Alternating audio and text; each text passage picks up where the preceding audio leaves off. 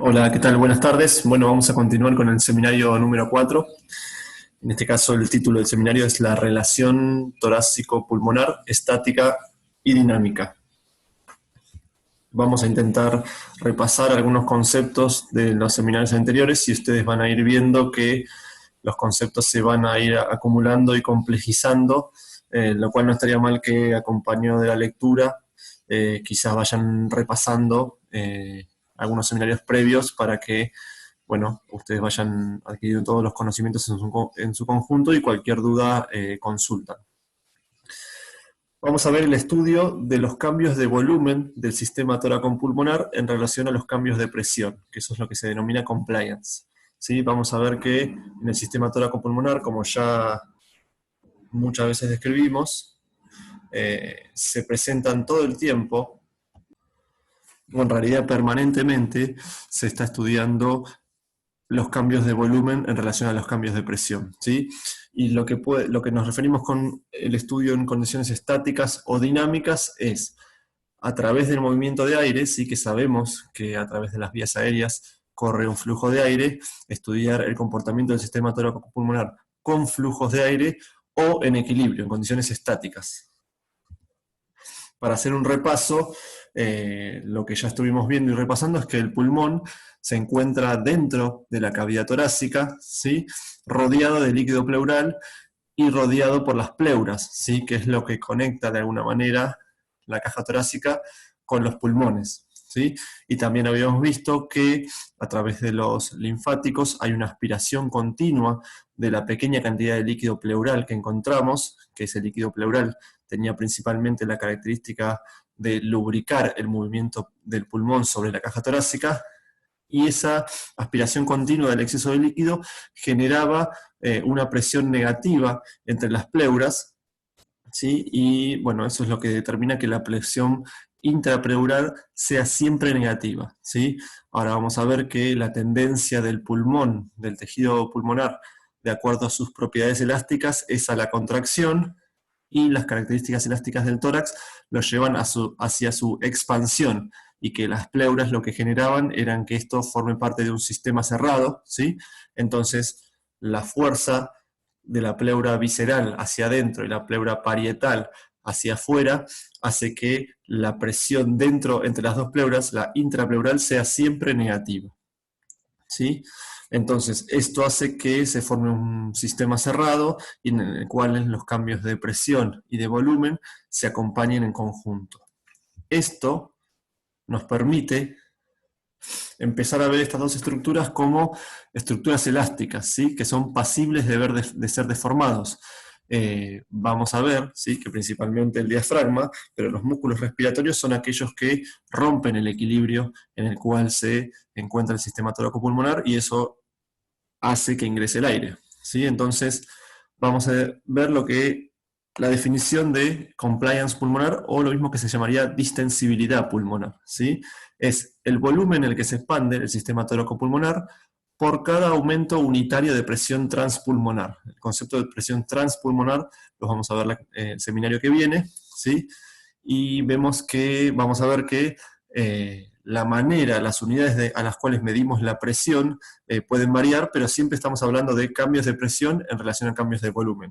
Y es por esto que podemos construir o elaborar esta curva, ¿sí?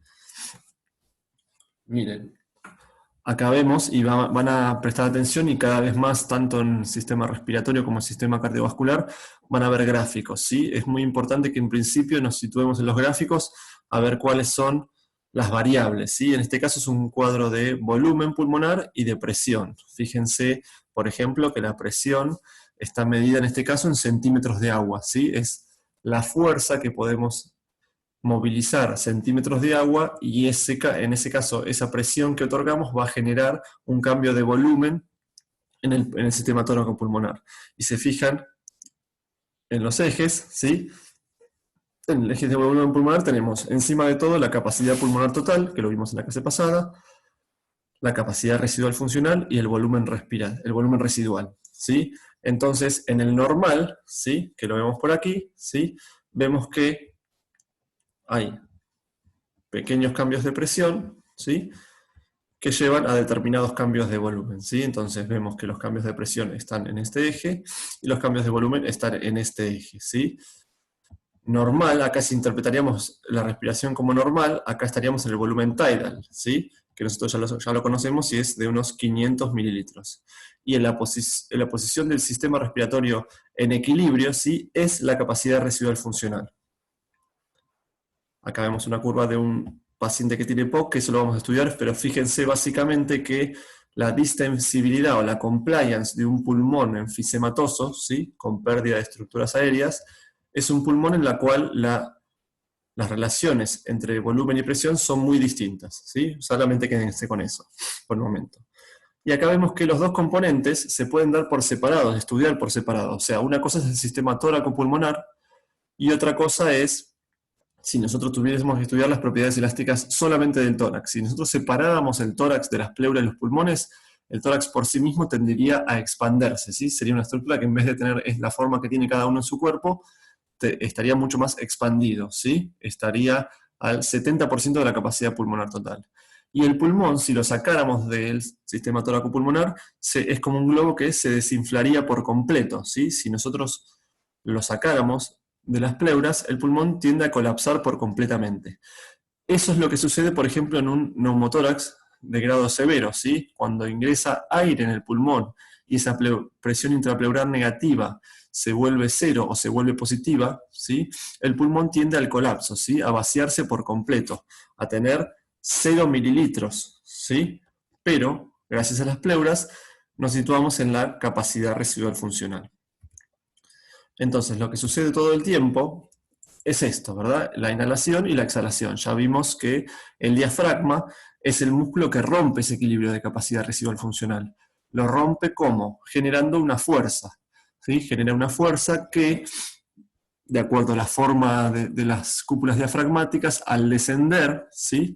Aumenta el volumen de la caja torácica y eso al mismo tiempo produce una presión subatmosférica, por debajo de la atmósfera, ¿sí? Y esa diferencia de presión a la cual se movilizan los gases hace que el aire se movilice desde el medio ambiente hacia dentro de los pulmones, ¿sí? Eso es el cambio de presión y de volumen que hace que haya un flujo de aire. Y la exhalación, principalmente, es un proceso pasivo en la respiración tranquila, lo que hace que el sistema vuelva al equilibrio, ¿bien? Todo esto se genera, toda esta relación entre presión y volumen, se genera gracias a las propiedades elásticas del sistema tóraco-pulmonar, ¿sí? Entonces, la fuerza elástica torácica, que dijimos que es una fuerza que tiende a expandirse, está dada por los componentes, ¿sí? Que son los huesos que la componen, con el cartílago, los músculos, las articulaciones. Eso lo que hace tendería a expander la caja torácica si estuviese fuera de los pulmones. Y la fuerza elástica pulmonar tendería a retraerse, ¿sí? A tener un volumen cero. Bien. Lo que más vamos a estudiar y repasar ahora son lo que componen las fuerzas de retroceso elástico pulmonar, ¿sí? Que está compuesto por dos componentes, ¿sí? A la vez. Uno de ellos es las fuerzas del tejido pulmonar en sí mismo, es decir, la estructura histológica, ¿sí? Propia del pulmón, propia del tejido de sostén del pulmón, ¿sí? Hace que esta misma tienda a colapsarse, ¿sí? Y después, en segundo término, tenemos las fuerzas elásticas producidas por la tensión superficial de los alvéolos, ¿sí? Vemos que las fuerzas elásticas propias de la estructura histológica aportan 1/3, ¿sí? Del total de las fuerzas de retroceso elástico pulmonar, y los otros 2/3 restantes son las producidas por la tensión superficial. Entonces, las fibras de elastina y del colágeno que forman parte de la estructura de sostén del intersticio pulmonar, ¿sí? Están entrelazadas entre sí, ¿sí? Lo cual hace que una vez que se expandan, estas se desenrieden y se alarguen y se estiran, lo que hace esto genera una fuerza elástica que tienda a la retracción, ¿sí? Esto, repito, es 1/3 del total de la fuerza de retracción elástica.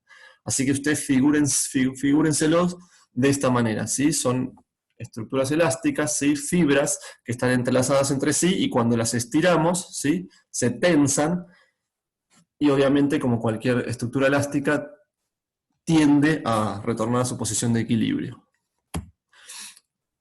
Vamos a repasar o entender o intentar entender el concepto de tensión superficial. Primero, la ley de Laplace, que la incluye, para entender cuál es el comportamiento, y esto es muy, muy relevante en las fuerzas elásticas pulmonares, ¿sí? Cuando nosotros tenemos moléculas de algún líquido, ¿sí? Las moléculas que forman parte de ese líquido tienden a atraerse muy fuertemente entre sí, ¿sí? Cuando nosotros vemos gotas de lluvia en la calle, ¿sí? Y esas gotas toman una superficie redonda, eso es porque las moléculas de agua que componen las gotas se atraen muy fuertemente entre sí y adoptan la posición esférica por ese mismo motivo, ¿sí? Fíjense en este cuadro, ¿sí? Las moléculas de agua que están dentro del círculo, ¿sí? Dentro de la esfera, ¿sí? Son atraídas de la misma manera por todas las moléculas de agua que la circundan. En cambio, las de la superficie de agua, las de la superficie de la gota son atraídas solamente por las moléculas que están dentro de la gota, ¿sí? Todo esto genera una fuerza de cohesión que hace que justamente un líquido tome una forma circular. Parecido, o bajo el mismo concepto, están las gotas de aceite en agua, ¿sí? Las moléculas del aceite se atraen entre sí, unas con otras, ¿sí? Y esto hace que dentro de otro líquido, ¿sí? Generen una forma esférica, ¿sí? Y en el caso del agua y del aceite, como tienen diferente solubilidad, una no se disuelve en la otra, entonces las moléculas de aceite se atraen entre sí y se separan, ¿sí? Ahora, ¿qué pasaría o qué es lo que pasa cuando al aceite o a la grasa le agregamos un detergente o jabón, ¿sí? Que son sustancias que tienen una cabeza hidrofílica y una cabeza hidrofóbica, es decir, que hay una porción que puede diluirse en agua y otra porción que puede diluirse en grasas. Bueno, lo que hace, o lo que usamos, para eso usamos el detergente y el jabón, es para poder disolver aquellas moléculas de grasa o aceite y hacerlas correr con el agua, ¿sí? Entonces, ahora vamos a dar vuelta a este concepto e imaginar lo que sucede dentro de un alveolo, ¿sí? Que en un alveolo se genera una interfase entre el aire y el agua. Entonces, ¿qué es la tensión superficial? Es la cantidad de energía necesaria para aumentar la superficie de un líquido y contrarrestar esa fuerza de atracción hacia el interior, ¿sí? Es la fuerza que nosotros deberíamos hacer para que esa gota, en vez de tener esa forma, con ese nivel de cohesión interna, nosotros la podríamos separar, contrarrestar esa fuerza de cohesión. Entonces, en la superficie de los alveolos, como vemos acá, tenemos un alveolo pulmonar, con sus paredes, compuestas principalmente por el neumonocito tipo 1.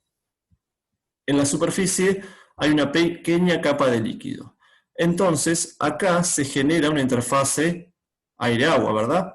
Por acá entra el aire ambiente para respirar con el oxígeno, y acá tenemos una pequeña capa de líquido. Entonces, lo que sucede, ¿sí? Es que estas moléculas de agua se atraen entre sí, de esta forma, como vemos en este gráfico esquemático, y lo que tenderían es a colapsar al alveolo, ¿sí? Y el pulmón, como ya vimos, tiene 2 millones de alveolos. Ustedes piensen en la fuerza de cohesión de todas esas interfaces aire-agua, de todos los alveolos, intentando unirse o colapsarse. Lo que llevaría, a final de cuentas, sería al colapso del alveolo y al colapso de todo el pulmón.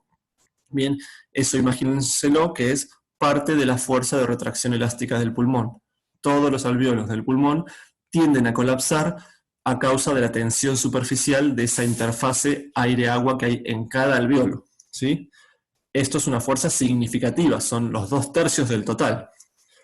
Ahora, ¿qué pasa? Hay una sustancia muy, muy importante que disminuye esta tensión superficial. Entonces imaginemos otra vez, acá tenemos un experimento de 2 globos, ¿sí? Acá es donde ingresa, digamos, o vamos a comprender, o donde se aplica la ley de Laplace, ¿sí? Que es la que estudió la tensión superficial, ¿sí? Entonces, fíjense que la tensión superficial depende de la tensión de las paredes y del radio de esa esfera, ¿sí? Es inversamente proporcional al radio de esa esfera. Fíjense en el experimento de abajo, imagínense dos globos, uno de mayor y otro de menor tamaño, en este caso conectados, pero con el flujo de aire sellado, y después, una vez que eliminemos esa oclusión, ¿sí? Vemos que, imaginamos que en el globo de menor radio, ¿sí?, la fuerza o la presión que vamos a tener es mayor, ¿sí?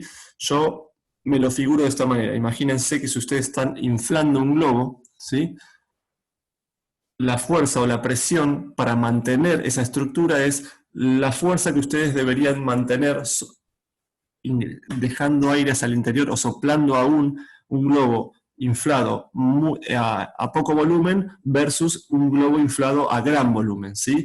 Deberíamos imaginar, lo que sucede es que el globo de menor radio, ¿sí?, la fuerza que tenemos que hacer con nuestra boca si queremos seguir inflándolo, ¿sí?, es mayor que la de un globo que ya está casi completamente inflado, ¿sí? Espero que se entienda. Entonces, como aquí, o el concepto final realmente es que en la fuerza o en la presión de la tensión superficial influye el radio de la esfera. Entonces, en aquellos alveolos o globos o elementos acuáticos o líquidos que tengan menor radio, las fuerzas de tensión superficial van a ser mayores. Entonces, en este experimento, como hay una diferencia de presión, esta unidad debería tener mayor presión que esta, porque esta tiene menor radio, bueno, habría una diferencia de presión de mayor a menor, y como ya sabemos, los gases pasan de un lugar de mayor presión a uno de menor presión, entonces el globo pequeño se vaciaría en el globo grande. Bien, el de radio menor tiene mayor tensión superficial. Ahora, ¿qué pasa? Si nosotros pensaríamos eso, en el pulmón, sabemos, o se imaginarán, que no todos los alvéolos tienen el mismo diámetro, ¿sí? Hay un diámetro promedio, pero hay alvéolos más pequeños, hay alvéolos más grandes. Entonces, eso sería un problema si pensaríamos eso, porque cada alvéolo más pequeño tendría una tensión superficial mayor, y eso llevaría a que el alvéolo más pequeño se vacíe en el grande. Y así hasta que nos quede un solo alvéolo y todos los demás colapsados. Bueno, eso no sucede en el pulmón, lógicamente. Y aquí hay una sustancia fundamental que es la sustancia surfactante. ¿Sí? El surfactante es generado por los neumonocitos tipo 2, ¿sí?, que representan el 10% de las células que recubren las superficies alveolares, y principalmente están compuestos por fosfolípidos y también proteínas, pero el componente principal son fosfolípidos, ¿sí? Y lo que hacen los fosfolípidos es entremezclarse entre las moléculas de agua, entre la interfase aire-líquido, ¿sí?, que se genera en la superficie alveolar, y disminuir significativamente la tensión superficial. Como se agrega un componente hidrofóbico en el medio del agua que hay en la superficie, esto disminuye fuertemente las fuerzas de tensión superficial. Entonces, toda esa tendencia hacia el colapso alveolar se disminuye más de la mitad, ¿sí? Entre 2 y 6 veces, dicen algunos libros. Pero lo importante es que ustedes sepan que esas fuerzas de cohesión interna que llevarían al colapso alveolar se disminuyen significativamente gracias a que los neumonocitos tipo 2 secretan el surfactante, ¿sí?, que se entremezcla entre las moléculas de agua de la interfase aire-líquido que se da en la superficie alveolar. Esto, por ejemplo, se imaginarán que las personas que no pueden secretar surfactante, entonces las fuerzas de retracción elástica pulmonar aumentan significativamente, por lo tanto los alvéolos colapsan. Esto es lo que sucede en los niños prematuros, ¿sí? El surfactante, por ejemplo, se empieza a secretar entre el 6º y 7º mes de embarazo, y si ustedes alguna vez conocieron a alguna madre embarazada que está por tener un hijo prematuro, han escuchado que le inyectan corticoides y eso le hace madurar los pulmones. No sé si lo han escuchado de esta forma. Bueno, lo que hacen los corticoides en este caso es estimular a los neumonocitos tipo 2 para que comiencen a secretar surfactante.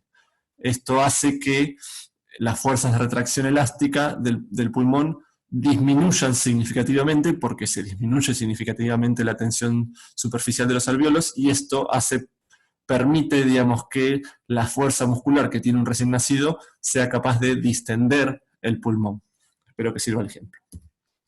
Aquí tenemos un esquema de cómo se secreta la sustancia surfactante, que, bueno, como vimos, es introducida a la interfase aire-líquido del alveolo.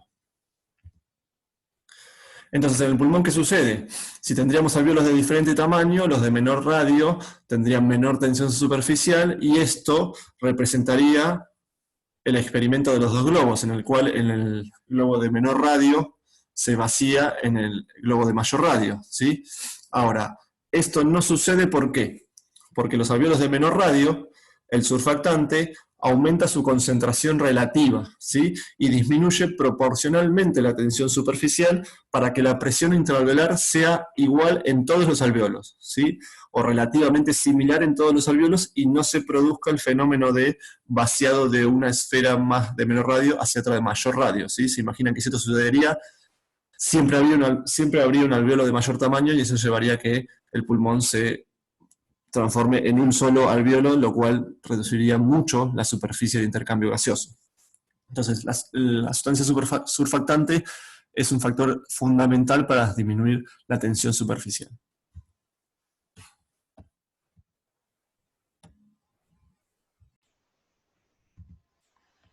Bueno, entonces, ahora volviendo a la cuestión macroscópica,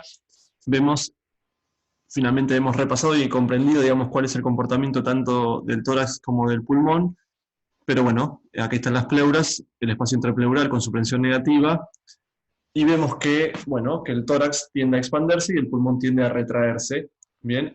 ¿Y qué es el reposo ventilatorio? Lo que dijimos que era muy importante en el seminario anterior, la capacidad residual funcional, o sea, en un pulmón estándar, ¿sí? Teniendo 2 litros 400 dentro del pulmón, bueno, ahí estamos en una situación de equilibrio, ¿sí? Equilibrio quiere decir que las fuerzas de retracción elástica de uno y otro son de la misma magnitud y de diferentes sentidos, ¿sí? Así que aquí estamos en el reposo. ¿Qué pasa para romper ese reposo? Se tiene que aplicar una fuerza. ¿Quién aplica esa fuerza? El diafragma principalmente. Entonces, ¿sí? Nosotros imaginemos estando en volumen residual, ¿sí? Expulsando todo nuestro aire que tenemos o que podemos dentro de nuestros pulmones, ¿sí? La diferencia acá es que sabemos que el pulmón, como tejido, como órgano aislado, tiende a un equilibrio de 0 mililitros. Podría vaciarse. ¿Se vacía en la caja torácica? No. Queda el volumen residual, que es 1200 mililitros. Pero aquí vemos que la fuerza elástica torácica es muy grande, digamos. El tórax está muy corrido de su equilibrio, por lo tanto va a tender a expandirse, y si bien el pulmón va a seguir intentando retraerse, bueno, ahí las fuerzas que uno y otro ejercen no son de la misma magnitud. Entonces dijimos que el tórax alcanza su equilibrio, ¿sí? El equilibrio propio, a un 70% de la capacidad pulmonar total. ¿Qué pasa cuando nos encontramos en capacidad pulmonar total? Con todo nuestro aire metido dentro de nuestro sistema, bueno, en ese caso, tanto es la fuerza de retracción elástica, tanto pulmonar como torácica, van a tender hacia el colapso del sistema, ¿sí? Esto es importante para lo que viene, ¿sí? Vamos a ver que nos vamos a ir moviendo por diferentes unidades de presión, ¿sí? O las formas en las cuales nosotros medimos la presión, que es en atmósferas, en pascales, en milímetros de mercurio, en centímetros de agua, ¿sí? Hay una convención que dice que la presión atmosférica a niveles normales es de 0, ¿sí? Los pascales no los vamos a utilizar, pero es una forma de que ustedes se introduzcan cuando ustedes ven por la televisión que, bueno, que la presión es de tantos hectopascales. Bueno, es esta medida. Cuando vamos a una unidad de gases, sí, a presiones mucho más pequeñas, vamos a usar la que usamos en los gases. En los próximos seminarios vamos a hablar de milímetros de mercurio, y también vamos a ver que la podemos medir en centímetros de agua. Entonces, con la glotis abierta, sin flujo de aire, ¿sí? En condiciones estáticas, las presiones en todas las partes del árbol respiratorio, ¿sí?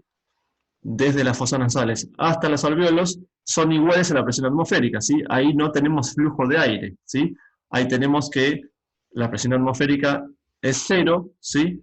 Y también es 0 centímetros de agua, ¿sí? Acá es donde vamos a empezar a poder entender o intentar entender este gráfico, ¿sí? En la cual veíamos anteriormente que era un gráfico de volumen y presión. Este es un gráfico que sería de presión y tiempo, ¿sí?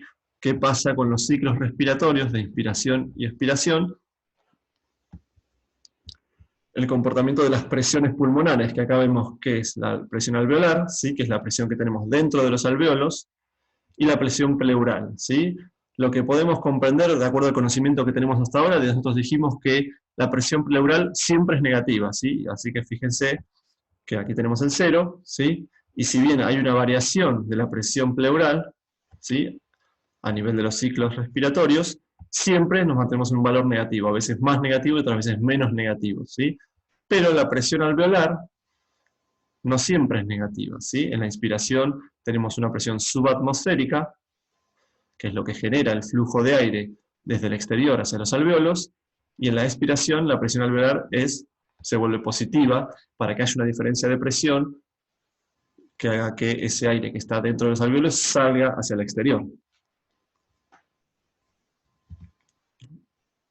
Entonces lo que evaluamos recién fue en condiciones estáticas. Hay igualdad de presiones. ¿Qué tiene que pasar? Bueno, tiene que haber un trabajo y esa presión tiene que modificarse para que haya un cambio de volumen, que es lo que venimos repasando desde el principio, ¿sí? Entonces, presión subatmosférica, ¿sí? Cuando la presión alveolar se disminuye alrededor de 1 centímetro de agua, o sea, se vuelve negativa, menos 1 centímetro de agua, esta presión negativa es suficiente para ingresar 0,5 litros de aire, que sería el volumen tidal, ¿sí? Bueno, vamos a continuar con todo el repaso, este repaso y el entendimiento de estos conceptos en el próximo seminario. Muchas gracias.